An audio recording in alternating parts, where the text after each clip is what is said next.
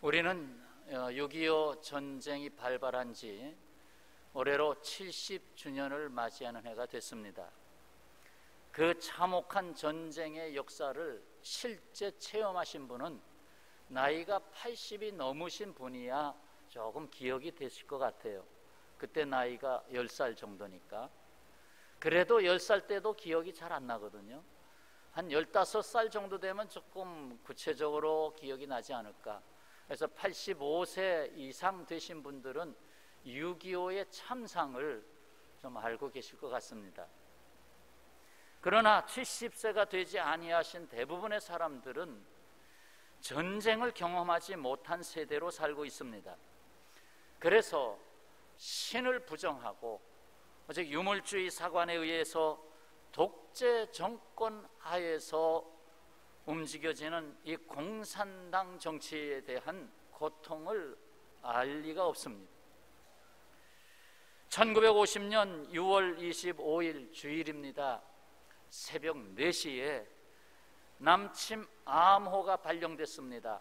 폭풍하고 북한의 전 군의 암호 폭풍이라는 암호가 전달되면서 38선 11개 지점에서 일제히 국경을 넘어 남침을 감행했습니다. 3일 만에 6월 28일 서울이 점령됐습니다. 불과 3일 만에 서울이 점령됐습니다. 그리고 그때 그 가족들이 그 보찜 하나 들고 서둘러 피난하면서 의정부를 통해서 들어오는 그 북한군들을 피해서 미아리 고개를 넘어 남쪽으로 가면서 남겨진 노래 한마는 미아리 고개, 그 노래가 역사 속에 남아 있는 것입니다. 우리는 미아리 고개를 수없이 넘나들잖아요. 시내 가려면 한마는 미아리 고개, 그 6.25의 참상 그걸 넘어가며 참 그 서울을 남침해서 들어온 그 역사를 우리는 모르고 미아리 고개를 매일같이 자주 넘나들게 되는 것입니다. 8월 1일 국군과 유엔군은 마지막 경상남도 부산을 거점으로 한 조금만 남겨놓은 그때의 최후 방어선을 낙동강에 구축합니다.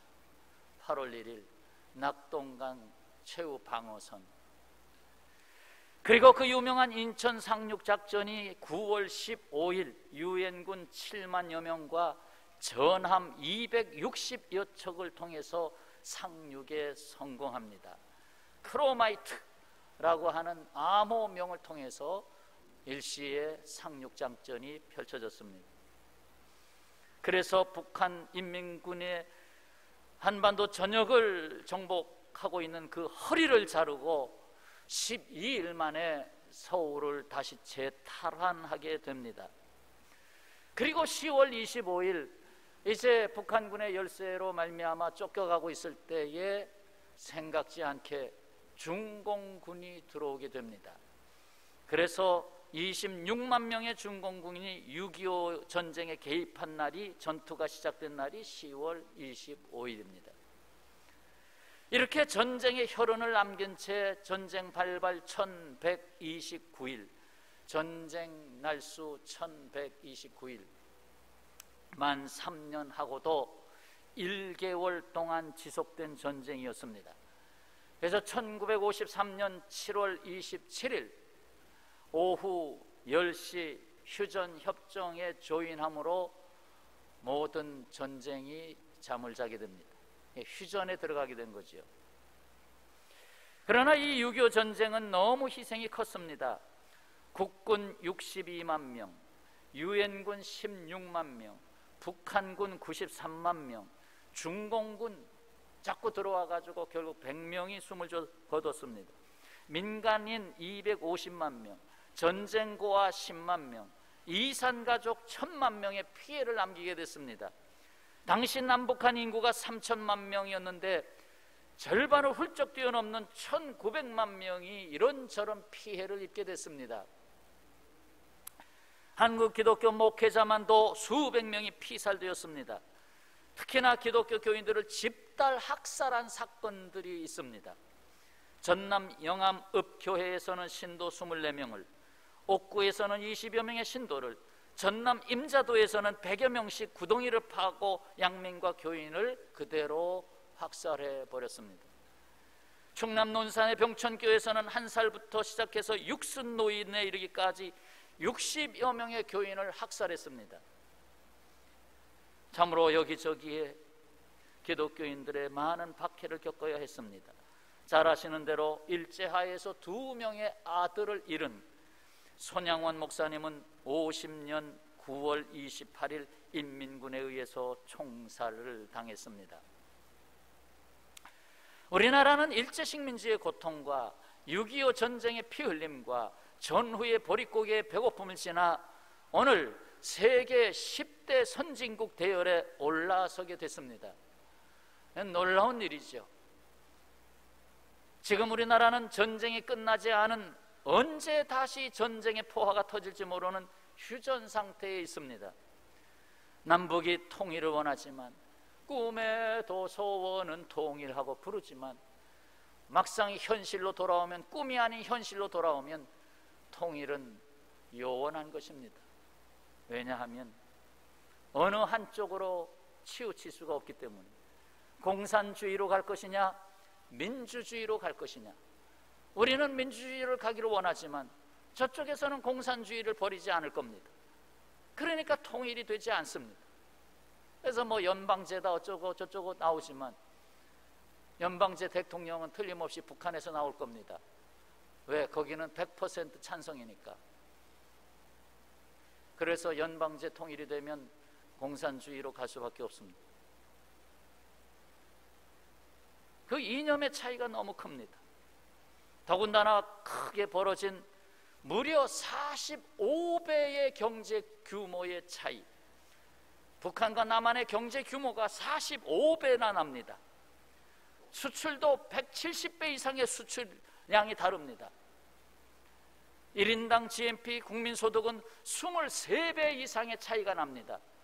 우리는 3만 불 시대를 이미 지났지만 북한은 아직도 100불대에 아직도 머물러 있습니다. 지금은 6.25 70주년, 2세대 이상의 세월이 흘렀지만 여전히 남북관계에는 철조망을 사이에 두고 있고, 더군다나 며칠 전에는 그 연락사무소마저 그 200억 정도 이상 투자된 그것마저 하루아침에 날려버리는 그러한 아주 생각지도 못할 상황에까지 왔습니다. 그러면 앞으로 30년 후 100주년, 6.25 100주년이 되는 2050년에는 어떤 나라로 남아있을까? 그냥 생각해 봅니다. 지금 서너 살짜리가 30년 뒤에는 가정을 꾸미고 또다시 아이를 낳았겠죠. 지금 50대의 왕성한 경제 인구는 80대 노년이 되어서 지나온 세월을 돌아보고 있겠지요. 그때의 남북은 하나로 통일되어 있을까요? 아니면 북한은 결국 같은 이념적으로 기울어지면서 중국의 자꾸 북쪽 그쪽을 이렇게 끌어들이려고 하는, 만주와 북한을 끌어들이려고 하는 그 동북공정이죠. 동북공정에 의해서 북한이 중국 땅으로 되어 있을지, 북한이 중국 땅으로 되어 있을지, 아니면 원치 않았던 전쟁이 일어나 제3차 세계대전을 겪은 험난한 세상이 되어 있을지, 그것도 제3차 세계대전의 불씨를 한반도에서 만들어내고 있지는 않을지, 아니면 더 이상 지구촌이 견디지 못하고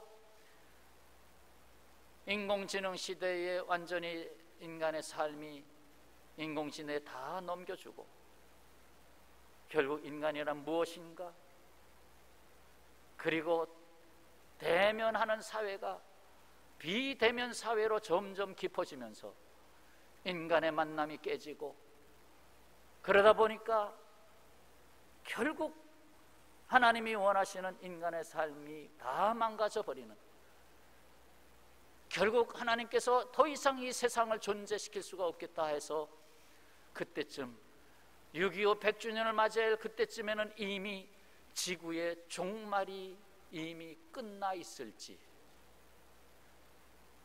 이미 지구가 끝나 있을지, 아니면 아주 긍정적으로 우리나라가 세계 선교의 종주국이 되고 영적으로나 경제적으로나 창의력으로나 세계 1등 국가가 되어서 미국을 이기고 중국을 이기고 일본을 이기고 우리나라가 이 지구촌에 최고로 잘 사는 나라, 최고로 멋있는 나라, 모든 것을 배워야 할 나라로 우뚝 서서 서 있게 될는지. 그러나 저는 분명한 사실은 그날에 없습니다. 이미 세상을 떠나고 그날에는 없을 겁니다. 그러나 우리 후손들을 위해서 그날을 생각하게 됩니다. 이스라엘이라는 나라를 보면 우리나라처럼 적지 않은 외세의 길목에서 고난을 겪은 민족입니다. 예수님이 오셨던 그 당시에는 로마의 식민지로 있었고 결국 주 70년 디도스 황제에 의해서 완전히 예루살렘은 멸망합니다. 그리고 세계 곳곳으로 흩어져서 2000년 동안 나라 없는 유태인의 삶을 살 수밖에 없었습니다. 오늘 누가복음 13장 본문에는 헤롯 왕이 등장합니다. 헤롯은 헤롯 대왕의 아들 헤롯 안티파스를 말합니다. 예수께서 육신으로 계셨던 기간과 거의 맞먹죠. 주전 4년부터 시작해서 주후 39년까지 갈릴리 지방과 요단강 동편의 베레아 지방을 통치한 분봉왕입니다. 분봉왕이라 하면 헤롯 대왕의 아들들에게 너는 여기, 너는 여기 이렇게 분리해가지고 땅을 나눠줘서 통치하라는 거지요. 그래서 분봉왕이 됐습니다. 헤롯은 자기의 통치구역에서 예수라고 하는 이가 사라졌으면 좋겠다. 자신의 정치에 자꾸 가시 노릇을 하고 이거 걸림돌이 된다. 때에 바리새인들은 헤롯이 나라를 팔아먹는 자라고 해서 싫어했지만 예수님을 배척하는 일에는 함께 손을 잡았습니다. 그래서 헤롯이 예수 당신을 죽이려고 하니 이 지역에서 떠나는 게 좋겠어 하고 엄포를 놓게 된 것입니다. 바른 길을 걷지 않는 이들은 자신의 주관과 달라도 입속을 챙기는 일에는 하나가 됩니다. 이른바 탐심에 야합하게 되지요. 예수께서는 헤롯을 가리켜 뭐라고 했죠? 32절에 너희는 가서 저 여우에게 이르라. 저 여우에게 가서 말해라. 여우는 이리보다 크기가 작습니다. 털이 많은 꼬리를 갖고 있으면서 그 꼬리를 자랑하지요. 재빠르고 간교하고 임기응변에 뛰어난 짐승입니다. 예수께서는 이 협박과 속임수로 자신을 헤롯의 관할 구역에서 쫓아내려고 하는 이러한 헤롯의 교활함과 간사함을 여우에 비교했던 것입니다. 이 세상 구석구석에는 이 여우와 같은 정치, 경제, 사회 모든 면들이 보입니다. 세상에 믿을 것이 없다는 말을 종종 듣게 됩니다. 맞는 말이죠. 세상에 믿을 것이 없어. 믿을 것이 없는 세상에 인생을 걸고 과연 오늘을 살고 내일을 준비할 수 있겠습니까? 과연 오늘 6.25 전쟁 70주년의 시점에서 내가 깃발을 흔들어서 여러분 여기를 보시오, 여러분 우리에게는 희망이 있습니다, 나를 따르시오 하고 깃발을 흔들 수 있는 사람이 얼마나 있습니까? 우리는 그럼에도 불구하고 낙심할 수 없습니다. 바로 온 세상의 구주 예수께서 계시기 때문입니다. 주님은 헤롯 왕이나 바리새인들과 달랐습니다. 보세요. 33절 다 같이 읽겠습니다. 그러나 오늘과 내일과 모레는 내가 갈 길을 가야 하리니 선지자가 예루살렘 밖에서는 죽는 법이 없느니라. 아멘. 오늘과 내일 모레 내가 갈 길을 가리라. 가야 할 길을 가리라. 이거는 분명한 목적입니다. 목적이 없으면 가야 할 길을 가지 않습니다. 그 목적이 옳다면 배고파도 가야 하고, 욕을 먹어도 가야 하고, 두려움이 다가와도 가야 하고, 죽음이 엄습할지라도 가야 합니다. 주님이 가시는 길은 사랑의 길이었고, 순종의 길이었고, 영생에 이르게 하는 구원의 길이었습니다. 그렇게 좋은 길인데도 여우 같은 방해꾼들은 적지 않았습니다. 그래서 고난을 겪으셔야만 했습니다. 그러나 그 고난이 주님의 가시는 길을 막을 수는 없었습니다. 죽어도 가는 길이고, 오히려 죽어야 가는 길이었습니다. 죽어야 가는 길. 그래서 주께서 말씀하십니다. 선지자가 예루살렘 밖에서는 죽는 법이 없느니라. 무슨 말이죠? 예수께서 예루살렘에 죽으러 들어온다는 말씀을 예고한 것입니다. 내가 예루살렘에 들어와 십자가 처형을 받으리라. 주님의 부르심으로 사도가 된 바울을 보세요. 예루살렘으로 올라가지 말라고 만류하던 제자들에게 바울은 말합니다. 사도행전 21장 13절, 여러분 어찌하여 울어 내 마음을 상하게 하느냐? 나는 주 예수의 이름을 위하여 결박당할 뿐 아니라 예루살렘에서 죽을 것도 각오하였노라. 예루살렘, 오늘 말씀에 예루살렘아 예루살렘아 선지자들을 죽이고 너희 집이 황폐하게 되리라. 사실 2000년이 넘도록 황폐해졌죠. 이 예루살렘은 정말 진리를 위해서, 이 세상을 살려주는 자를 위해서 죽어야 할 곳이었습니다. 예루살렘에서 죽을 것도 각오하였노라. 예수를 향하여 여기를 떠나라고 하는 바리새인들에게 말씀합니다. 32절이죠. 이르시되 너희는 가서 저 여호와에게 이르되 오늘과 내일은 내가 귀신을 쫓아내며 병을 고치다가 제3일에는 완전하여 지리라. 제3일에는 그것을 이루리라. 주께서 말씀하신 제3일은 그 누구도 흔들 수 없는 희망이 이루어지는 날입니다. 부활의 그날입니다. 승리의 그날입니다.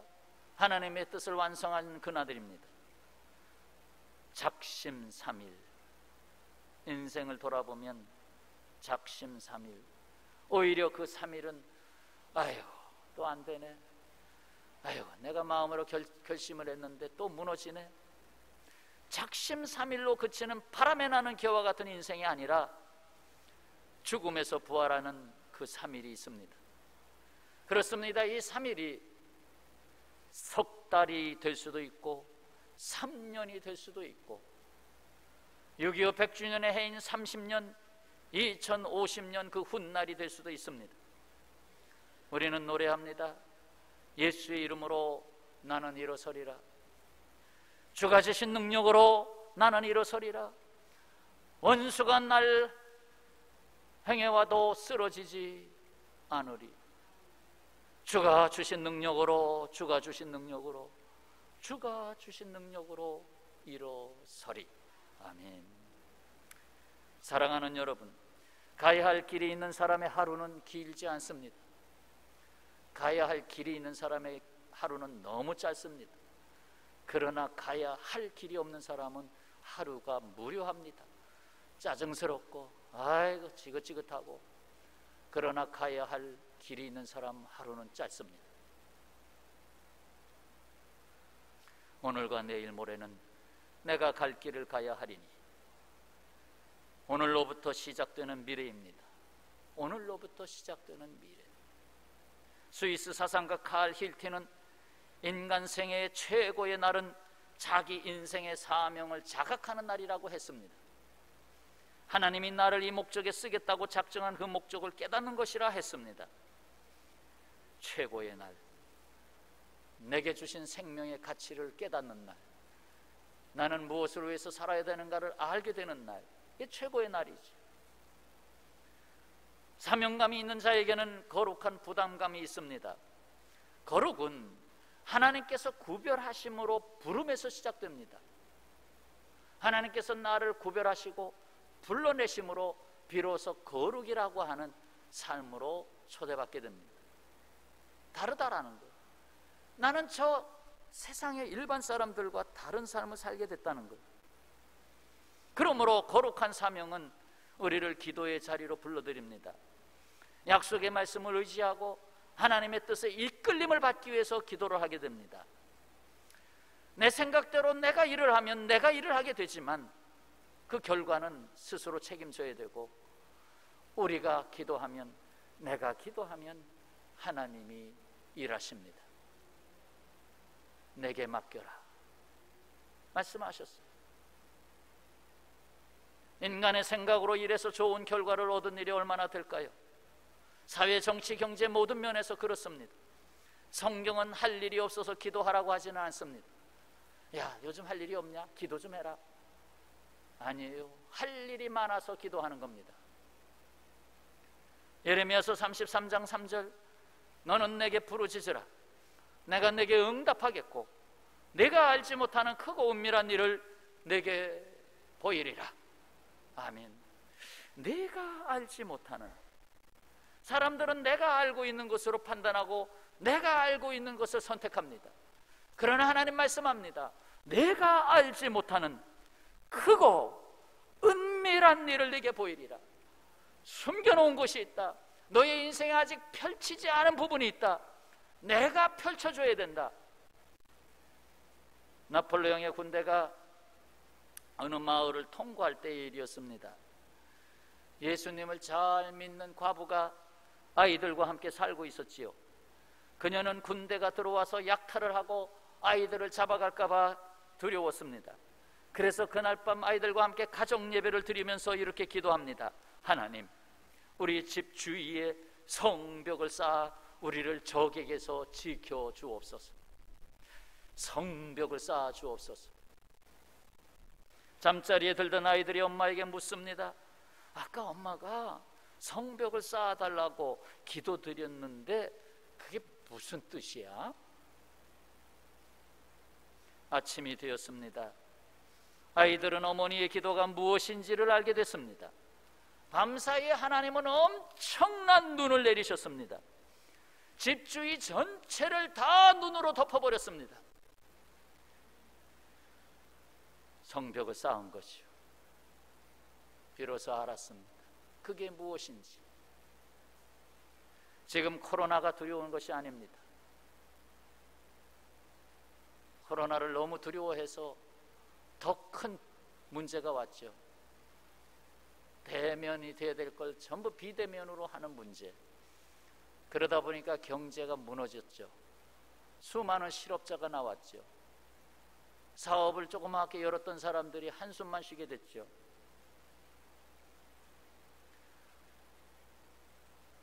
교통사고로 죽은 사람은 훨씬 많은데, 폐병, 심장마비로 그냥 죽은 사람이 훨씬 많은데,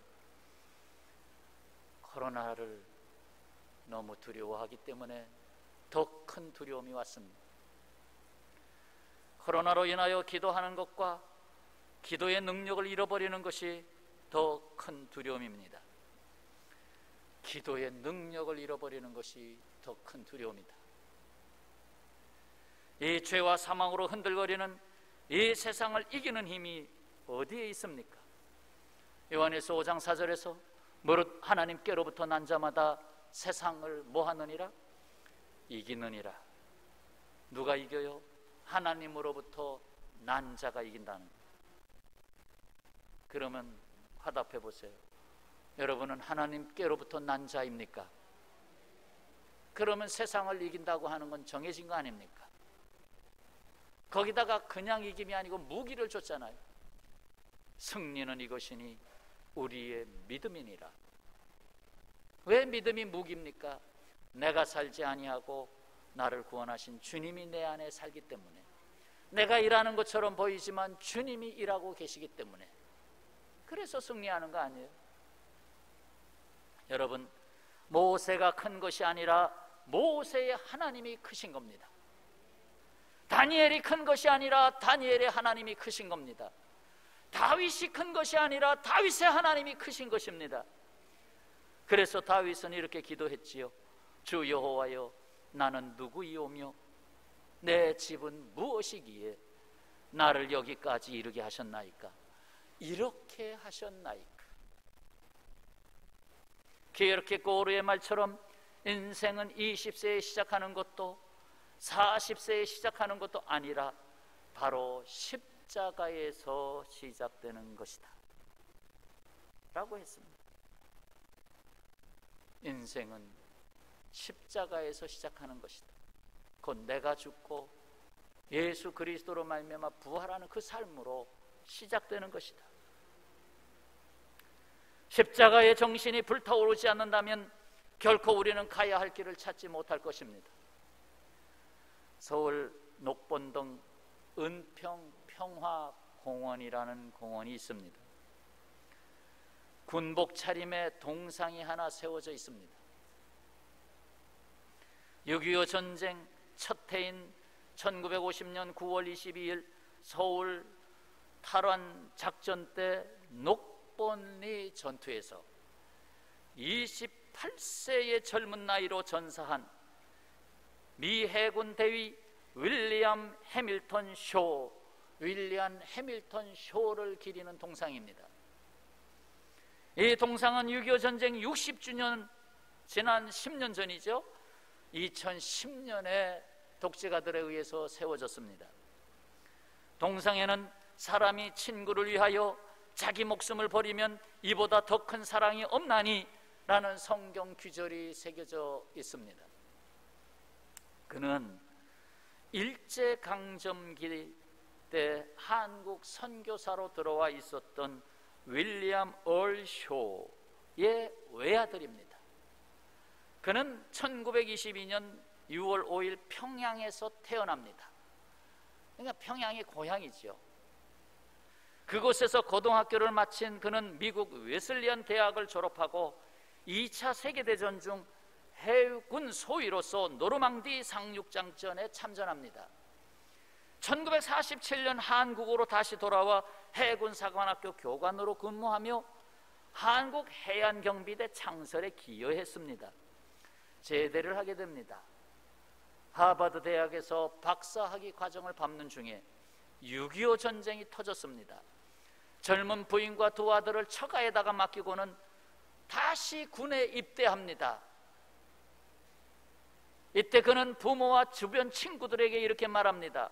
내 조국에 전쟁이 났는데 어떻게 마음 편히 공부만 하고 있겠는가? 조국에 평화가 온 다음에 공부를 해도 늦지 않네. 혹시 바깥에서 유학을 하고 있을 때 국내에서 전쟁이 일어나면 국내 들어와서 군에 들어가실래요?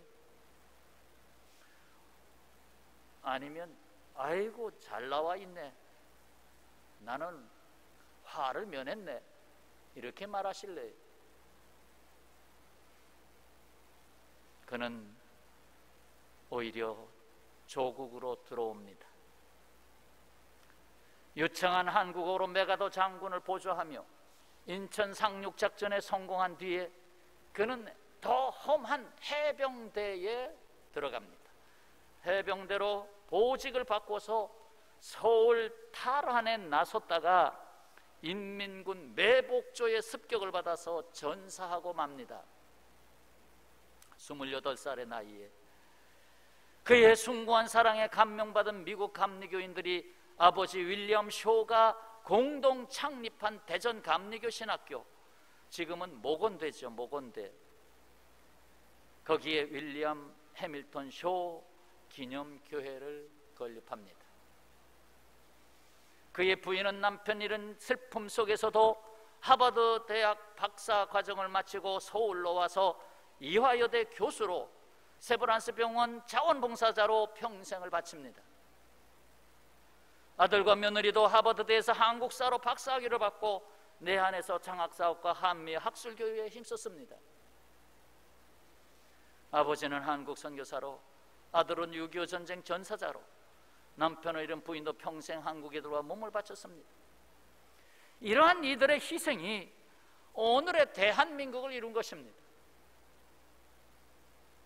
그 전사한 수많은 사람들의 희생이 오늘의 대한민국을 이루었어요.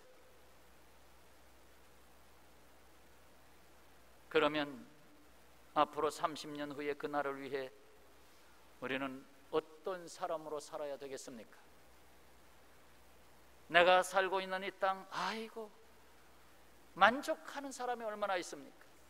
아유, 내가 이 땅에 태어나서, 내가 이 시집에 와서, 아이고 내가 이 번동에 들어와서.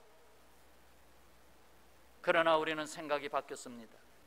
우리를 이 땅에 보내셨습니다. 우리를 이곳에 보내셨습니다. 영어로 사명을 미션이라고 하는데 이는 보낸다는 뜻을 갖고 있습니다. 내가 보낸다, 그게 사명이다. 주님은 제자 훈련을 마치시고 그들을 세상으로 보냈지요. 그래서 사도가 됐습니다. 사도란 뜻 아포스톨로스, 보냄을 받은 자라는 뜻이죠. 요한복음 20장 21절, 아버지께서 나를 보내신 것 같이 나도 너희를 보내노라. 평화의 가족 여러분, 내가 얼마나 오래 살았느냐가 중요한 것이 아닙니다. 어떤 사람으로 살았느냐가 중요합니다. 조금 더 기억에 남기 위해서 영어로 표현해 보면 How long이 아니라 How live. 의 관점이 있어야 됩니다. 얼마나 오래, How long이 아니라 어떤 삶을 살았는가, How live.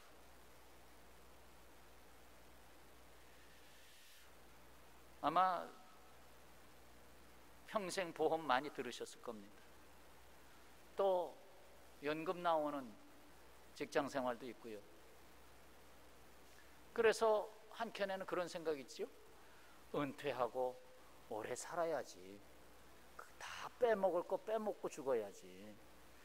보험 그거 다 빼먹고 연금 다 빼먹고 죽어야지. 은퇴하자마자 바로 세상 떠나면 아깝잖아. 그래서 오래 살고 싶은 생각이, 그래서 오래 살고 싶은 건가요? 살아 있어야 할 이유가 있으면 오래 살아야지요. 아니면 순교자로 살아서 그것이 뜻이라면 순교해야지요. 멍에를 맨 손은 뒤를 보아서는 안 됩니다. 쟁기를 잡은 농부는 역시 뒤를 돌아보아서는 안 됩니다. 앞서 가신 주님을 따라 오늘, 내일, 모레 나는 가야 할 길을 가리라 하고 가야 합니다. 손에 쟁기를 잡고 뒤를 돌아보는 자는 하나님 나라에 합당치 아니하다고 주님 말씀하십니다. 자, 오늘 말씀 여기에 담으면서 말씀을 접고자 합니다. 한번 같이 따라서 하겠습니다. 오늘과 내일과 모레는 내가 갈 길을 가야 하리라. 주께서 다시 오실 때까지. 아멘. 기도하겠습니다.